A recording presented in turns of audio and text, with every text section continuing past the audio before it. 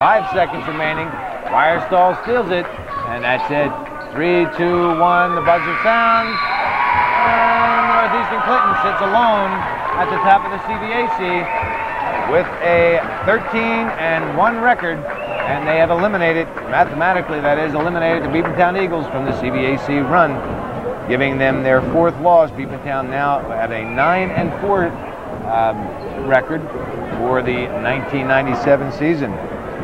We'll be back in a second for the recap. And I got to point out that we missed maybe 30 seconds of that game. We tried to fill up our tapes, and I had a tape that was labeled as a T160, and it turned out to apparently be a T130, and it ran out when I thought I had plenty of time remaining, so I had to switch tapes and get the conclusion of this ball game on it. But an 8-point victory for Northeastern. This takes the Beekmantown Eagles out of the race, as we've said. That's their 4th loss. Cougars have 1 loss with 2 games remaining. Eagles have 3 games remaining, including a makeup game.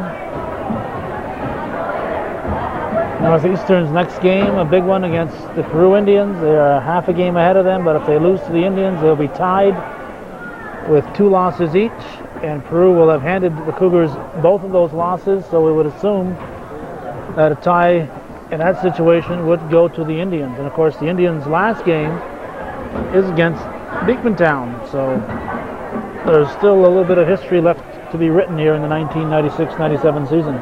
That's correct. Now that Beekmantown has been eliminated, now they stand to be the spoiler, setting up a possible scenario if Northeastern loses on Saturday to the Peru Indians, creating that tie at the top of the CBAC, but the first tiebreaker being head-to-head contest, and Peru winning both of them this year, assuming they win on Saturday. Beekmantown can spoil the whole thing on the final game of the season by beating Peru like they did the first time around. So Beekmantown, now that they know they're out of it, they can set up, get tuned up for the Class B championship, Section 7 championships, and anybody facing this Beekmantown team for the rest of the year, well, I think anybody who's faced them so far knows they're facing a good team. And they'll be heard from before all's said and done when we get to sectional time. Absolutely. Well, we'll get into a recap here. Northeastern outscored the Eagles by an 8-4 margin in the first quarter and a 10-8 margin in the second quarter to go into the locker room with an 18-12 lead at halftime. In the third quarter, Northeastern outscored the Eagles by a 8-4 margin and led 26-16 after 3. And in the fourth quarter, the Eagles came back with 2 big 3-pointers by Underwood and Fuller, and scoring 13 points and outscoring the Cougars 13-11 for the final 37-29 victory for Northeastern. For individual scorers, Heidi Fuller hits 1 3-pointer in the second half, and she finishes with 5 points. Jocelyn Underwood 1 3-pointer and finishes with 17. She led all scorers. Courtney Downs finished, she fouled out with, also Underwood fouled out.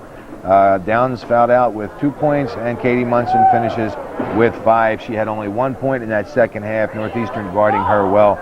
For Northeastern, Stacy Miller finishes with 12 points, Debbie Trombley with 7, Jeanette Fay finishes with 2, Sarah Bushy with 3, Sarah Bayshard with 7, Karen Weierstall with 4, and Lisa Marlowe with 2. A big victory for Northeastern.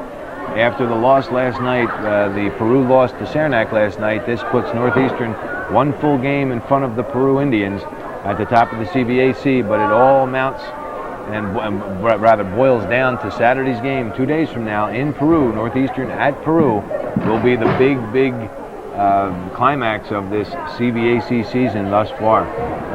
That's the way it was this 6th day of February 1997 at Northeastern Clinton Central School in beautiful downtown Champlain. Northeastern 37, the Beekmantown Eagles 29. Northeastern with a 13-1 record sits on top of the CBAC all alone.